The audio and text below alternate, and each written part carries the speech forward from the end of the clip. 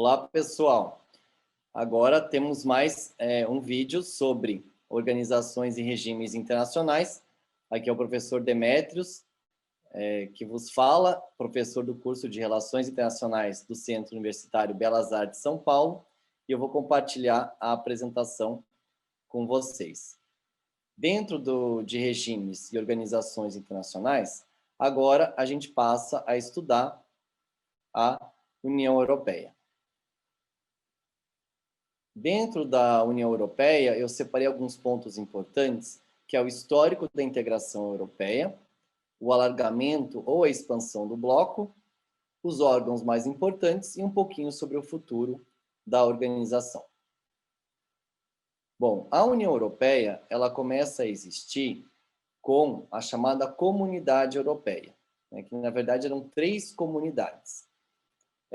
A ideia de se criar uma união entre os países europeus, ela data do final da Segunda Guerra Mundial, na tentativa de estabelecer uma amizade, especialmente entre França e Alemanha, os 2 grandes inimigos na Segunda Guerra Mundial. Os franceses convidaram os alemães e mais 4 países, os países do Benelux, que são Bélgica, Holanda e Luxemburgo, e também a Itália, e em Paris eles assinaram o Tratado de Paris em 1951, criando a CECA, Comunidade Europeia do Carvão e do Aço. Alguns anos depois, em 1957, os italianos organizaram em Roma a conferência que deu origem a outras 2 comunidades, a Comunidade Econômica Europeia e a Comunidade Europeia de Energia Atômica. Essas 3 comunidades ficaram conhecidas como Comunidades Europeias, dando origem aí ao processo de integração europeu. A União Europeia, ela vai se basear nessas 3 comunidades e vai ser criada durante a Conferência de Maastricht, na Holanda, em 1991. Junto com a União Europeia, é prevista a criação do euro, a moeda comum do bloco, e também uma política externa comum para todo o bloco. Depois da criação da União Europeia, ela se desenvolveu com mais 3 reformas. Uma delas em 98, na cidade de Amsterdã, também na Holanda. Outra reforma em 2001, na cidade de Nice, na França. E, por último, em Portugal, na cidade de Lisboa, em 2009.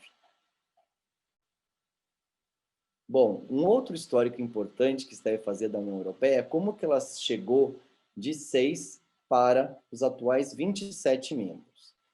Em 1973, tivemos a primeira adesão, que foi a Dinamarca, a Irlanda e o Reino Unido, atualmente em processo de saída da União Europeia. Então, desde o início desse ano, o Reino Unido, da Irlanda, da Grã-Bretanha e da Irlanda do Norte não é mais membro da organização.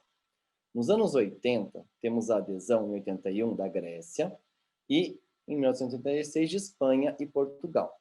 Esses países eram países que tinham problemas econômicos, né? Até hoje eles têm problemas econômicos mais graves que os demais, e também eram países que não eram considerados democracias, né? Havendo um regime militar na Grécia e a ditadura de Franco na Espanha e Salazar em Portugal, e por isso não conseguiam entrar no bloco antes dos anos 80. Após o fim da Guerra Fria, tivemos em 95 a adesão da Áustria, Finlândia e Suécia, países considerados neutros e que por isso não aderiram antes do final do conflito. Em 2004, tivemos a grande adesão. 10 países aderiram ao bloco. A República Tcheca, que já havia se separado da Eslováquia, os 3 países bálticos, Estônia, Letônia e Lituânia, junto com a Hungria, Polônia, Eslovênia, Malta e Chipre, chegando a 25 países. Bulgária e Romênia aderem em 2007, chegando a 27, e por último a Croácia em 2013, chegando a 28. Porém, hoje, com 27, com a saída nesse ano de 2020 do Reino Unido.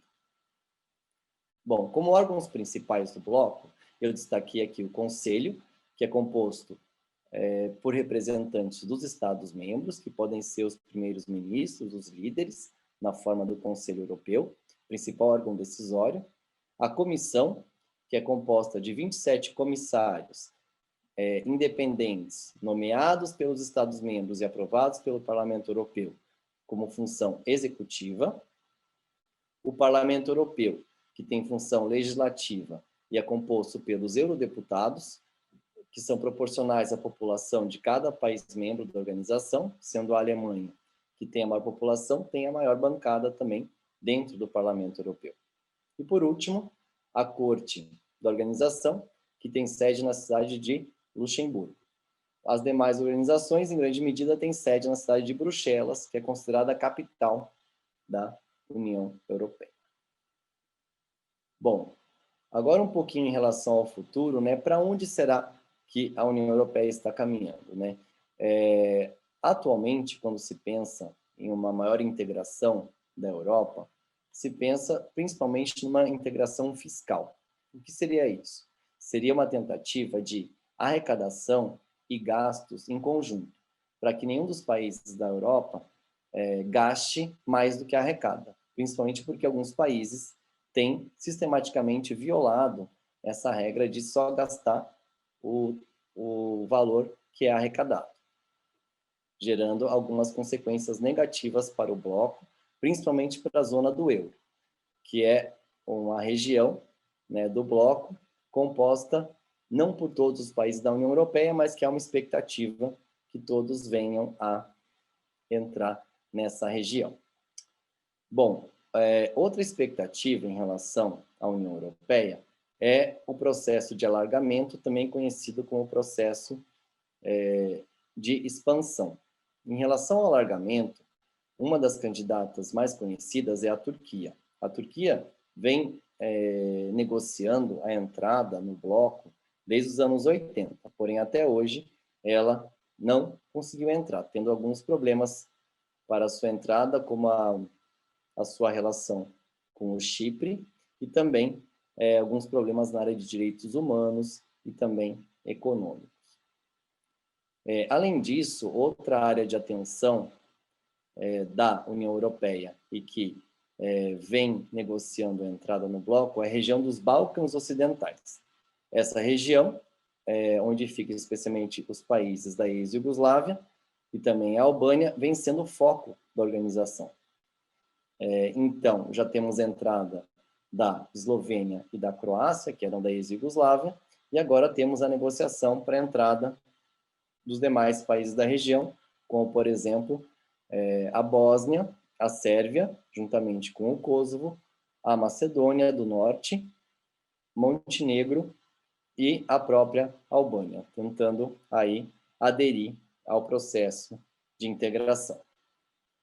E com isso, eu concluo a nossa visão panorâmica sobre a União Europeia e espero que a gente tenha coberto os pontos principais sobre essa organização.